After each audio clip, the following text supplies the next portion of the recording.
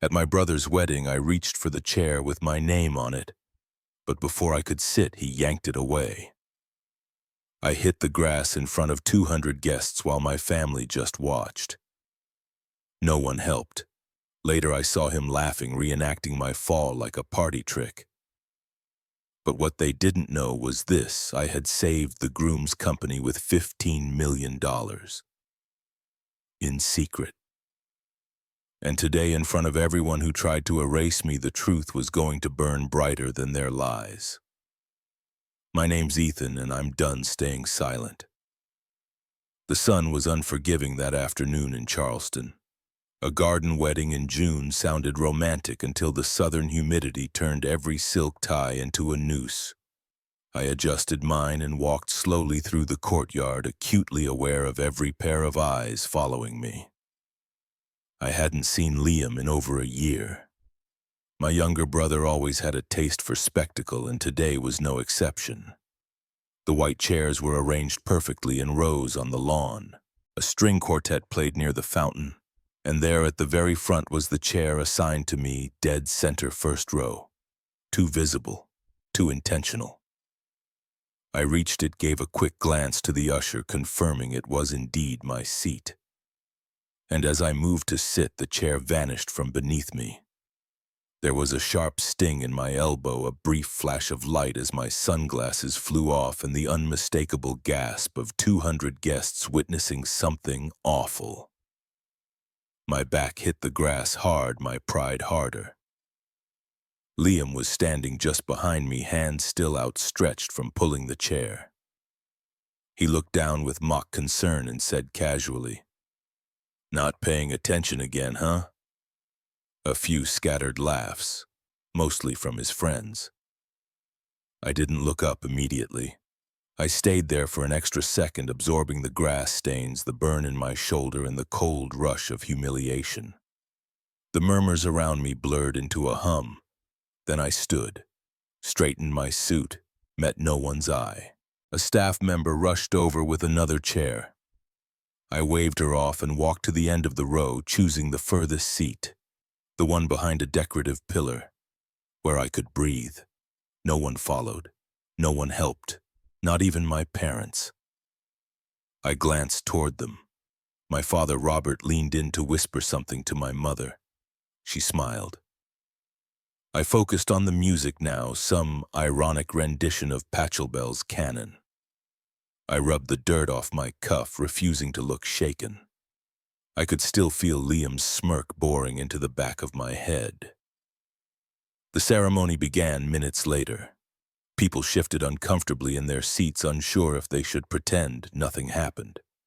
The officiant spoke. Vows were exchanged. Applause. But my mind had already drifted far from the altar, back to every moment I had ever been made small. This wasn't new. It was simply louder, more public. I kept my hands folded, jaw tight. I reminded myself why I came. Not to be seen, not to forgive, but because unfinished business has a way of circling back when you least expect it. And this wedding was only the beginning. After the ceremony, as people milled about the cocktail lawn with flutes of champagne and small talk, I stayed back. A waiter offered me a drink. I took a glass of water instead. It felt safer. My stomach had tied itself into a knot the moment I hit the ground. From across the lawn, I could see Liam with his groomsmen. He was reenacting the moment, laughing, pantomiming my fall with dramatic flair. They were eating it up, the kind of laughter that's sharp around the edges, meant to wound. I stepped away, weaving through groups of people who mostly avoided eye contact. No one wanted to talk to the man who had been publicly humiliated 10 minutes before the ceremony. I didn't blame them. No one wants to be adjacent to shame, not at weddings. The reception hall loomed nearby. Glass walls, a minimalist modern aesthetic. Too clean, too exposed. I had no interest in sitting through toasts or dances. But I wasn't leaving. Not yet. I slipped around the side of the house and found an empty bench near the rose trellis. Finally quiet. I sat slowly testing the bruises in my back. They ached. I had been through worse. I reminded myself of that. Boardroom betrayals, press ambushes, back-channel manipulation from rivals. But this felt different. This was personal. I pulled out my phone. 42 unread messages, none from family, a few were from colleagues who had heard I was attending the wedding. Some had seen the viral clip already posted online. Of course someone recorded it. Of course it was already circulating. A sharp breeze passed through the hedges. I closed my eyes. I needed to breathe before walking back into the reception. Not to make a scene, not yet, but to see their faces, to remind myself what I had come here to do. I had kept quiet for years, for family, for peace, for my own sanity. But that chair wasn't just a prank. It was the final straw. The last time I'd let Liam rewrite the story in public while I stayed silent. Let them laugh now. I wasn't here for their approval. I came to reclaim what was mine, and this time they'd hear the whole story. I remember the first time I realized Liam was our father's favorite. It wasn't some dramatic scene or a shouted declaration. It was quieter than that. It was in the way our dad would reach for Liam's shoulder at the dinner table when he made a joke, the way he laughed a little louder, lingered a little longer. With me, his praise was measured, earned, and fleeting. When we were kids, Liam had this knack for charming every adult in the room. Teachers, neighbors, friends, parents. He'd flash that easy grin and ask them about their day like he actually cared. I, on the other hand, was quiet. I preferred books over banter. While Liam performed, I observed, and somehow that difference made me less. Robert Caldwell was a lawyer by trade and a cold man by nature. Not cruel, not outwardly, just distant. When I brought home a science fair trophy in 8th grade, he nodded and told me to thank my teacher. When Liam made the varsity football team, Dad bought him a new car. Our mother, Marion, was softer. She tried in her own way, but she had grown used to the dynamic. She smoothed it over instead of disrupting it. When I came home one night at 17, furious after Liam had ratted me out over something trivial, she sat me down and said maybe I needed to learn to be more like my brother. By the time I graduated high school, I had already decided to leave Charleston. I applied to schools on the East Coast far away. NYU accepted me, and I took the first chance I had to disappear into the city. New York was everything Charleston wasn't. Loud, fast, anonymous. No one cared about your last name or how charming your younger brother was. I built something for myself there. I worked hard, climbed fast. By 30, I was managing portfolios. Most guys my age were still studying in textbooks. I built relationships, then businesses. Then I disappeared from my family's radar entirely. Years passed. Holidays came and went. I sent cards, sometimes a gift, but I rarely flew home. The distance became its own kind of peace. Until 2 years ago. It started with a phone call from Marion. She left a voicemail. Her voice was thin, uncertain.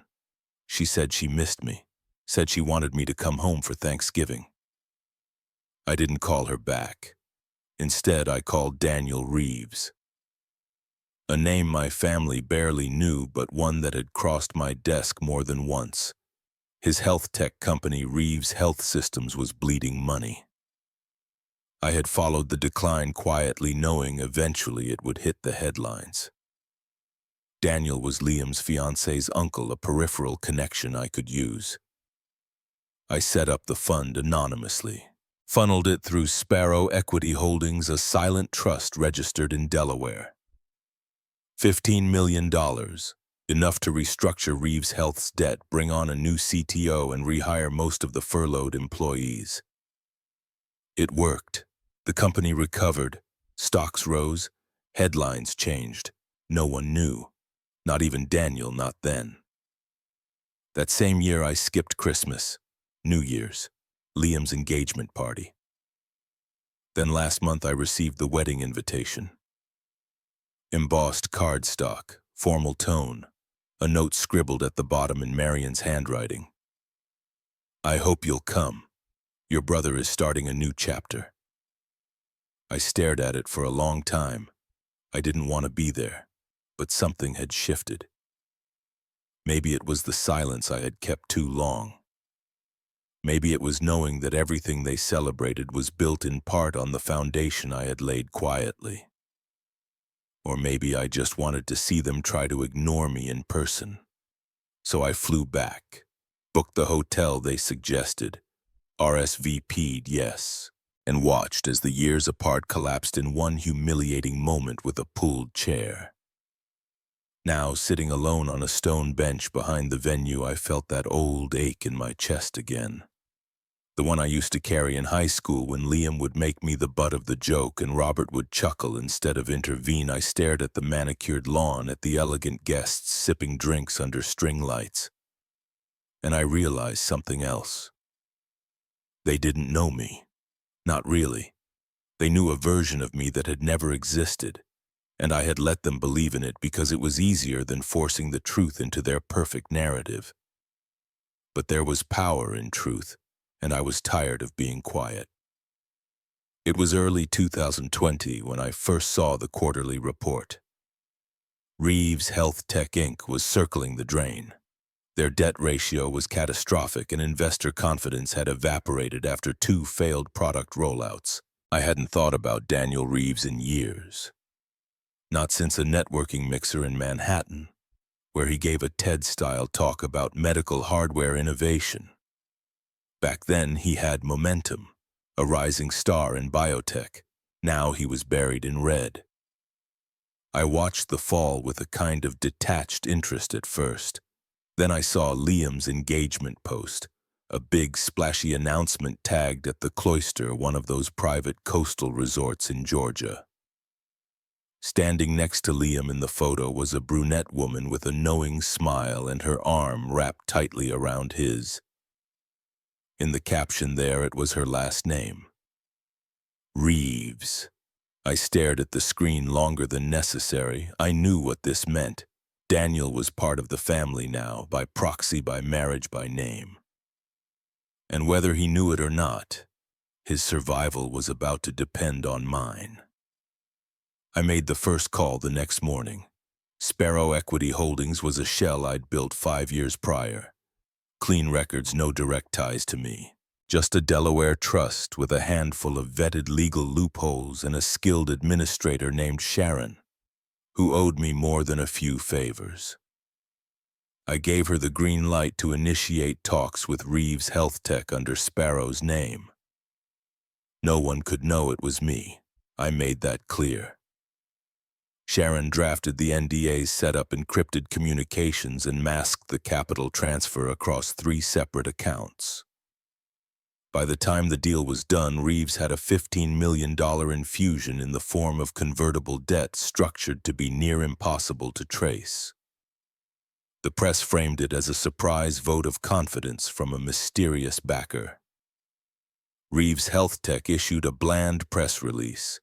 Daniel went on CNBC 3 weeks later talking about how the tides were turning. He wore a navy suit, clean-shave hair combed tighter than usual. He looked confident again, rehearsed. I watched the interview on mute. He didn't know. Not yet, or so I thought. 6 months later, I got a small envelope in the mail. No return address. Inside was a single sheet of paper. A scan of a background report someone had pulled on Sparrow Equity Holdings. And at the bottom, a handwritten note in clean, deliberate cursive. It simply said, "Thank you." I understand now. I burned the letter. Daniel knew. He had figured it out, and for the next 1.5 years he said nothing. No calls, no emails, nothing that would tip off the rest of the family. Which meant he understood the rules. If my name got out, everything shifted. The narrative, the power balance, the gratitude. People like my father would be forced to recalibrate their assumptions. Liam would be exposed for building his engagement on a foundation he didn't even know was mine. And Marion, she would have to see me for what I was, not what they had told her I became. Daniel kept the secret. For a long time I respected that. Then I saw the seating chart for the wedding. Sharon had emailed me a week before my flight. Apparently someone from the event planning team had sent out an updated itinerary to guests by mistake, and the file landed in Sharon's inbox because of a travel rewards database we shared. My name wasn't on the primary family table. It was listed on table 9, far corner, right between the band and the service entrance. That was the first crack. The second was seeing Liam's rehearsal dinner speech go viral. He stood on a wooden deck by the water surrounded by fairy lights, drink in hand, slurring stories about growing up and being the responsible one in the family. He toasted Daniel like they were old war buddies, like he had any idea what Daniel had been through. I didn't sleep that night. I opened my files, pulled up every document tied to the Reeves deal. I made sure the protections were still in place, checked the escrow chains, verified that my identity was buried beneath layers of compliance armor. Then I made a copy, just in case. The next morning I wrote a short email to Daniel. No greeting, no pleasantries, just a question. Does silence mean consent? He replied 6 hours later. Not forever. I didn't respond. We both understood what was coming. The first time I was pushed out of the family company, it happened so quietly I didn't even realize it until it was over. It was spring 20 and I had flown back to Charleston for a quarterly board meeting. My father was still acting chairman of Caldwell Strategies, and I still held the title of executive director of acquisitions, though I had been operating remotely from New York for over a year by then. That meeting was different. The usual pleasantries were clipped. The agenda had been changed last minute. I sat down and saw a new logo watermark at the bottom of the reports. Caldwell and Boyd Holdings. I flipped the packet. Liam was sitting across from me. Next to him was Mason Boyd, a smug finance prodigy from Austin, who had started showing up at family events a few months prior. Mason's family ran a mid-tier fund out of Texas, but I knew his type. Aggressive, performative, dangerously persuasive. The presentation began. Mason spoke more than Liam. Something about streamlining operations, integrating new management software, reevaluating stagnant leadership. The subtext was painfully clear. I let them talk, let the room nod along. I asked a few sharp questions. None were answered directly. At the end, my father thanked me for flying in and suggested that it might be time I focused more fully on my ventures in New York. It was not a request. Within a month, my position was suspended. By the next quarter, it was dissolved. My name vanished from the letterhead. Press releases went out celebrating the firm's transition to a more modern model. Marion said nothing. Liam never called. But what they didn't know was this: I never signed away my shares. When I turned 25, I was granted a 30% stake in the firm held in a family trust with specific legal protections. Silent, durable, and still active. I let them believe I had walked away. In the years that followed, I built distance and watched the company evolve from the outside. I noted the rebrand, the slow bleed of talent, the pivots that made no financial sense. I collected data, tracked decisions, built a case. Sharon Ling. My lawyer had been helping me since 2018. She was sharp, relentless, and entirely without patience for emotional fog. She once told me that the best revenge wasn't rage, it was record-keeping. We had a file 3 inches thick. Emails, board votes, diverted funds, backdated disclosures. The entire Boyd partnership reeked of conflicts of interest, and I had the paperwork to prove it. I wasn't planning to sue. Not then. But I wanted the option. In late 2023, Sharon sent me a draft of a complaint. It named Mason, Liam, and Caldwell and Boyd Holdings. It detailed breach of fiduciary duty, suppression of minority shareholder rights, and multiple violations of the firm's own bylaws. I read it in full, then let it sit in a folder marked contingency. Until the wedding invitation came, seeing my name buried on table 9. Watching Liam reenact my fall, feeling every old wound flare back to life under the Charleston sun. That was when I knew it was time. I called Sharon the night before the wedding. "I want to move forward," I said. "You're sure?" "I've never been more certain." "Then I'll file Monday." And Ethan, "Yes, you don't owe them silence anymore." I hung up and stared at the ceiling fan of my hotel suite, the blades spinning a slow, hypnotic circle above me. They had tried to erase me, replace me, mock me. But the thing about ghosts is they haunt, and I had just stepped back into the house. The rehearsal dinner was held at an old colonial estate on the outskirts of Charleston. One of those properties restored so meticulously it felt more like a museum than a den. Strings of warm lights wrapped around white pillars, and the gravel path crunched beneath polished shoes and strappy heels. Waiters circled with trays of miniature crab cakes and bourbon sours. I stayed in the corner for most of it, nursing club soda and pretending to check my phone. I wasn't avoiding people exactly. I was calculating, watching. Daniel finally approached just before dessert. He moved with the measured calm of someone who knew too much and was trying not to let it show. He stood beside me for a beat before speaking. "I didn't know if you'd actually come." I glanced at him. His expression was neutral, maybe a little wary. "You knew I would." He nodded. Quiet moment. "Then I owe you more than I can ever say. And I'm not just talking about Reeves." I waited. "Liam and your father, they..." He sighed.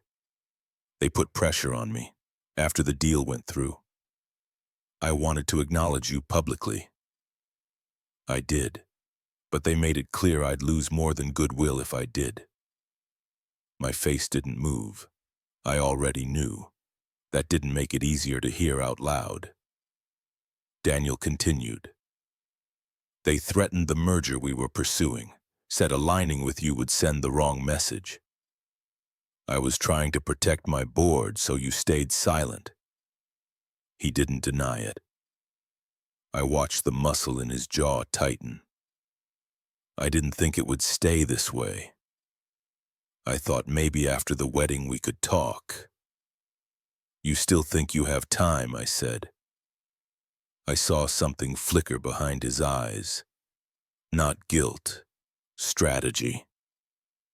He took a slow sip of his drink. "I'm not proud of how this played out, but you're not exactly innocent in how you disappear either." There it was, the tension buried under pleasantries. I stepped slightly closer. "I don't owe them anything anymore.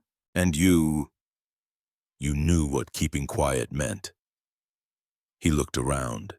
People were beginning to gather near the garden where Liam and his fiancée were preparing for the final toast. The air smelled like honeysuckle and tension. Daniel's voice dropped. "You're going to blow it up, aren't you?" I met his eyes. "I didn't come here to make a scene, but I'm not going to let them write the ending." He exhaled through his nose. "You always were the quiet one, the scary kind." I turned to leave. He grabbed my sleeve just lightly. "If you need me, I'll back you. Just tell me when." I pulled my arm free. "You'll know." And then I walked away, leaving him standing there under the string lights, torn between the loyalty he owed and the truth he'd buried. I wandered into the garden just as the evening cooled, drawn by the hush between speeches. The lights from the main house dimmed behind me, replaced by the quiet rustle of oak leaves above. It smelled like cut grass and jasmine. I needed the air. Walking the brick path, my mind drifted to someone I hadn't thought of in months. Victoria Lang. We dated for 3 years. She was warm, smart, always saw straight through my silence. She used to tell me I was strong, not cold, even when I pulled away. She asked me once years ago why I never stood up to my father, why I let things happen. I told her some storms weren't meant to be fought head-on. Some you weather quietly and you outlast them. She didn't agree. She left the same year I was pushed out of the company. A soft laugh pulled me back to the present. Just beyond a hedgerow, a group of guests were sipping wine near the fountain. I recognized Marion's voice instantly, that clipped, genteel Charleston cadence. "He's still just as quiet, you know," she was saying, "always drifting off somewhere, never really here." Someone chuckled politely. Marion added like it was a joke, "It's like nothing's changed, still a little lonesome boy in the corner." It wasn't said cruelly, but it landed like a stone in my chest. I turned and walked away before they saw me. The night was suddenly too warm. I stopped at the far end of the garden where the stone wall met the gate. My phone buzzed. Unknown number. I hesitated, then answered. "Don't start thinking you're the hero," said a voice I hadn't heard in years. "Mason." I leaned against the wall, silent. He continued. "You're not subtle, Ethan. You think no one noticed you poking around, calling in old favors, Sharon Ling? Really, what do you want? Just a reminder. No one is on your side. They'll all clap for Liam tomorrow and forget you were ever here." I let that hang for a moment. "Then why are you calling me?" He laughed once. "Because watching you pretend you're still part of this family is almost entertaining." I hung up. The screen went black. My reflection stared back. Victoria once said I hid behind silence like it was armor. But tonight the armor had cracks, and something sharp was starting to push through. Breakfast the next morning was served under a canopy behind the estate. Linen-covered tables, fresh flowers in mason jars, soft jazz playing in the background. The family was already seated when I arrived. I saw the looks. Polite, thinly veiled. There was an empty chair beside Marion. I slid into it. She offered a tight smile, then resumed her conversation with one of Liam's old college friends, the kind of man who spoke in startup jargon and laughed too loud. The first course was served. Fresh fruit brioche, something with crab and hollandaise. I moved the food around my plate. Liam raised a glass partway through. "Here's to the ones who make it look easy. Family isn't always perfect, but when it works because people show up. Not just physically, but where it counts. Support, guidance, real presence." A few people clapped. Marion nodded approvingly. I didn't react. Then came the slideshow. It flickered to life on a projector screen near the buffet. Childhood photos, beach trips, birthday cakes, Liam on Robert's shoulders, Marion hugging him in a school play costume, Daniel joining the family at barbecues, not a single image of me, not one.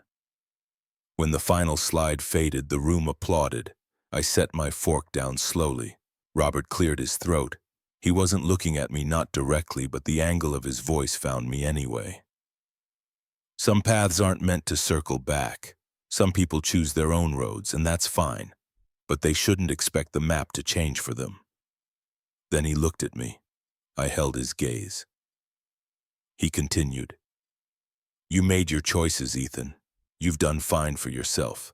But this legacy, this table, it's for those who stayed, who contributed, who didn't disappear when it got hard." His words sat like glass on the tablecloth. I didn't speak. I didn't blink. The silence thickened. Someone coughed. A fork scraped a plate. Finally, Marion dabbed her mouth with a napkin.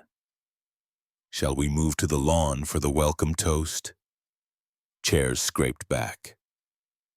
The moment passed, but not for me. As they stood and gathered their mimosas, I remained seated. I wasn't waiting for recognition. I was just done pretending I hadn't seen the blade in their hand.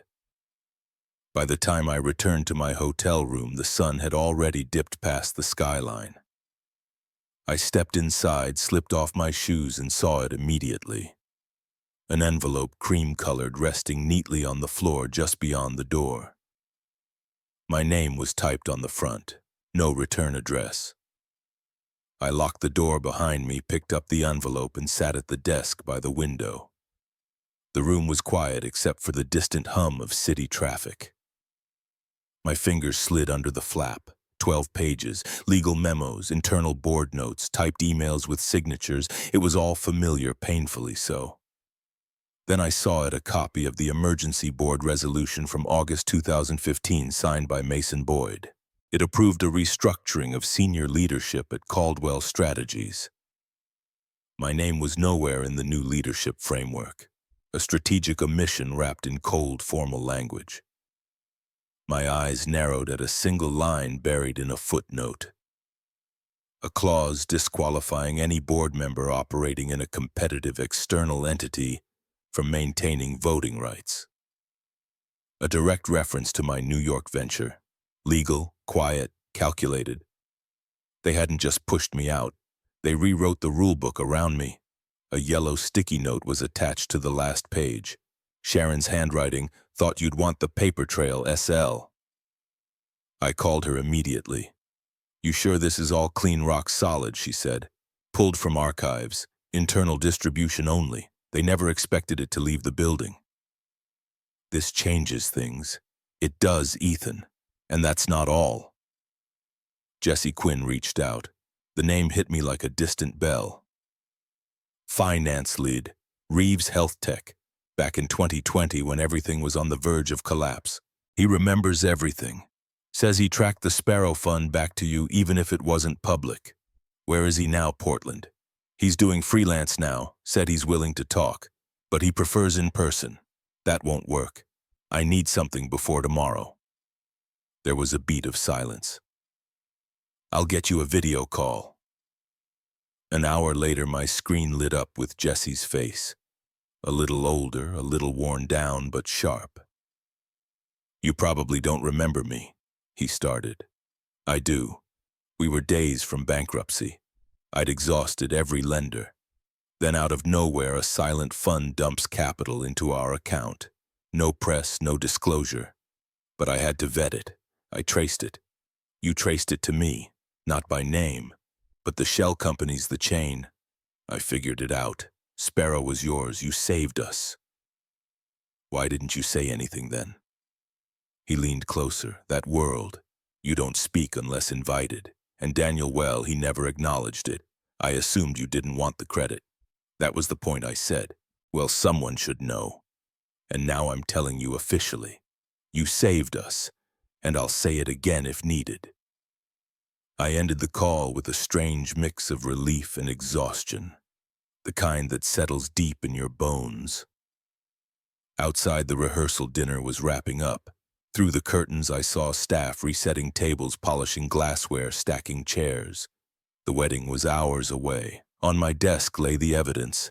Paper and digital, names, dates, signatures, proof that I didn't vanish, that I didn't abandon them. They erased me, and now I was about to rewrite the ending. I stayed up most of the night arranging the files. Sharon had sent over a secure folder with time-stamped evidence and a draft of the civil complaint. I read through every line twice. At 5:30 a.m., I pressed print. 36 pages bound in a manila folder with a blue tab labeled Response. I slid it into my leather satchel and left the room without breakfast. The morning air was sharp, carrying the smell of river water and wet magnolia. I walked the 4 blocks to a quiet law office Sharon had arranged downtown. A converted 2-story townhouse painted charcoal gray. Discreet, Sharon was already there, hair pulled back, glasses perched low. A paper cup of coffee steaming on her desk. She nodded when I walked in, gestured to the chair across from her. "Let's make this official." I placed the folder between us. She thumbed through the documents, then handed me a pen. Bottom line, signature, initials here and here. I did as instructed. The lawsuit named Mason Boyd Liam Caldwell and the Caldwell Board of Directors. Unlawful dismissal, breach of fiduciary duty, conspiracy to defraud a shareholder. It was cold, precise, surgical. Sharon sealed the folder and placed it into a thick envelope. It's ready. I'll courier it by noon. We should expect noise by end of day. I nodded. Anything else? Just one. Are you sure you want to go through with this tomorrow? I paused. Tomorrow is the wedding, the moment everyone's watching. I don't want a scandal. Then what do you want, the truth? But on my terms. Sharon smiled faintly. Then we're aligned. Back at the hotel, I showered, changed into a fresh shirt, and laid out the file on my desk again. One last time I flipped through the pages. My phone buzzed. A text from Daniel. Can we talk before the ceremony? I replied with a single word, yes. The next few hours moved in quiet calculation. I tucked the file into a gift bag lined with tissue paper. It passed easily for a wedding gift. At noon, I stepped outside. A private car took me to the venue. White tents, floral runners, servers in pressed uniforms. Guests were arriving. Laughter floated through the air. I stayed back near the hedge wall watching. Daniel emerged from a side door, spotted me, and walked over quickly. He looked tired, pale, but determined. We stepped into a service corridor behind the kitchen. It smelled faintly of garlic and champagne.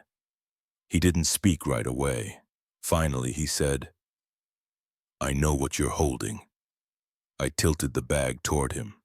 Good. Then I don't need to explain. He reached for it, but stopped. They think I don't know what they did to you. But I've seen it. The memos, the votes. Liam told me you walked away, but you didn't. No, I said. I was pushed. He closed his eyes. I wanted to say something before, but your brother made it clear. If I ever acknowledged the fund came from you, he'd dissolve the partnership, pull family support, take down my board, so you stayed quiet. He opened his eyes.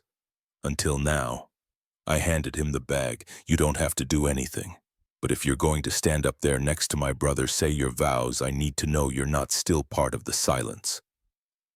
He took the bag, nodded once, and walked away. My hands were empty, my spine straight. For the first time in years, everything felt aligned. Tomorrow the world would watch. But today the pieces had all found their place. The sky was overcast as I arrived at the venue. Soft gray clouds stretched low and wide as if trying to keep everything quiet, level, numb. The air had that stillness of expectation, the kind that makes your skin hum. Guests were already arriving in clusters, floral dresses and linen suits mingling against a backdrop of white silk and polished wood. I gave a nod to the valet, but no one else. Inside the tent, the seating chart was displayed on a gold-framed easel. I looked for my name. Table 27, far right, next to the service entrance, adjacent to the restrooms. Of course, I made my way there, walking the gravel path along manicured hedges and tall glass lanterns. Table 27 had 3 chairs. 2 of them were still empty. The third held a distant cousin from my father's side who barely looked up from her phone. From here, the altar was a blur. The groom's family section was practically on stage. I was in the shadows like a footnote. The music began. The hush fell. Guests turned in their chairs as Liam walked down the aisle with our father. Their grins, wide steps synchronized. Behind them, the groomsmen filed in. Daniel brought up the rear. He glanced briefly toward my table. I nodded once. No return. The ceremony was beautiful in the way most expensive things are. Precise, measured, unmoved.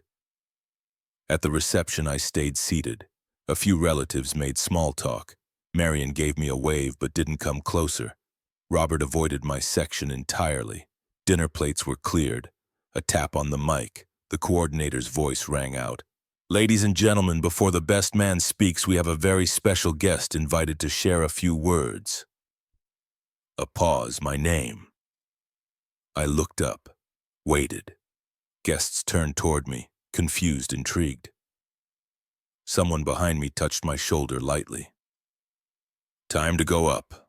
I walked to the small stage, clapped footsteps on the wooden ramp, took the mic. It didn't work. I tapped it once, twice. No sound. The tech crew looked confused. Someone gestured from the back. Another mic was brought out, handed to me. Still no sound. The guests were whispering now, anxious, curious. I looked over at Liam. He was half smiling.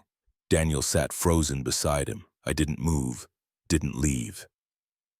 I stood there, silent eyes sweeping across the crowd. You could feel it shift, that moment when confusion becomes discomfort, when people realize something is off script. Then Daniel stood. Not fast, not theatrical, just enough. He walked toward the stage, stepped up beside me and reached for the mic. Static, then a hum, then his voice. "I think there's something you all should know." The tent went silent. 198 people held their breath. I stepped back, letting the moment unfold. He turned to face them. "This man, Ethan, is the reason I'm standing here. 3 years ago, my company was drowning. Every door closed, every investor gone. I was a month away from losing it all. Someone came through. Quietly, no fanfare, no terms, no name. I found out a year later it was him. He never told anyone, not even me." He looked toward Liam, then back to the guests. "And now I understand why. Because some people didn't want the truth known." A gasp. And yet here we are. I looked out across the sea of stunned faces. The silence was the loudest thing I'd ever heard. Daniel's voice was steady, but beneath it I heard a tremor. A mix of guilt, relief, and something close to courage. He continued. "When I finally confirmed it was Ethan who saved Reeves' health, I confronted him. He didn't ask for repayment, recognition, or leverage. He simply said, 'Do better with the second chance.'" Daniel turned his gaze toward Liam, but others didn't want that truth to surface. They were threatened by what it meant. That someone they tried to erase had been the silent architect of our recovery. Guests looked between us. I saw my aunt clutch her pearls. A family friend whispered something into her husband's ear. Across the tent, Marion had risen from her seat, eyes shimmering. Daniel raised the gift bag. "Inside here are the documents, the wire transfer logs, the LLC trail, everything confirming what I just said. Ethan saved my company. Without him, there would be no wedding, no expansion, no Reeves' health as it stands today." He turned to me. "I'm sorry I stayed silent. I was afraid of losing this family. But what's a family built on fear and omission?" Robert stood up. "That's enough, Daniel. This is not the time." Daniel didn't flinch. "No, it's exactly the time. Because you and Liam built a wall of lies, and I've stood behind it long enough." Marion let out a soft sob. Her hands were shaking. Someone in the crowd clapped, then another, then silence again. Like the room didn't know what to do with the honesty. Daniel stepped back. I returned to the mic, now alive with sound. "I don't want your applause. I don't want revenge. I just want truth. And if this is the only way to have it seen, then so be it." Liam shot up from his seat. "You manipulative bastard. You think this makes you noble?" I held his gaze. "No. It makes me free." His face twisted, fists clenched, but Robert placed a firm hand on his shoulder. For a moment, no one moved. Then Marion stepped forward. "Ethan, I didn't know. I didn't know the depth of what you did, or what they did to you. I believe you." She reached for my hand. Her eyes were wet. I nodded once. The pain still lived there, but for the first time, so did recognition. The crowd was murmuring again, discomforted but awake. The script had changed, and no one could unhear it now. Daniel turned to the guests. "We'll proceed with the ceremony, but let it be known that today something more than vows was honored: integrity and the courage to speak." He walked back to his place beside Liam. The music resumed. The officiant stepped up, but nothing felt the same. The wedding would go on, but the silence had been broken, and in its place something else began to rise, something I hadn't felt in years. Peace. The day after the wedding was cool and gray, as if even the weather understood the shift. I sat on the porch of my rental sipping coffee, watching the mist roll off the marshlands. There was a stillness I hadn't known in years. Liam had vanished, not just from the house, but from the city. Daniel told me later that he had cleared out his bank account and left a terse message with legal to expect a battle. The board, however, wasn't waiting. With Sharon's help, proceedings to freeze his voting rights were already in motion. Mason, true to form, said nothing. He remained in Charleston, likely hoping silence would save him. But we had the paper trail. Every forged vote, every manipulative clause signed with his name. Sharon was preparing a formal complaint to the SCC. My father came to see me that afternoon. He looked older than I remembered, or maybe I had just stopped seeing him clearly years ago. He stood by the gate, hands in his coat pockets, uncertain. "May I?" I nodded and stepped aside. "I didn't come to excuse anything, I just wanted you to know. I see it now. All of it." His voice was hoarse. "You deserved better from me." I waited, unsure how to respond. There were words that couldn't be unspoken, wounds that didn't close with apologies. But I gave him the dignity of hearing him out. "Thank you," I said at last. "That's enough." He left with a faint nod. That was the last time I saw him for months. By Thursday, I had moved back into the family office building. The same brass plaque still hung outside the door. Ethan Caldwell. My name had waited. Sharon met me in the hall.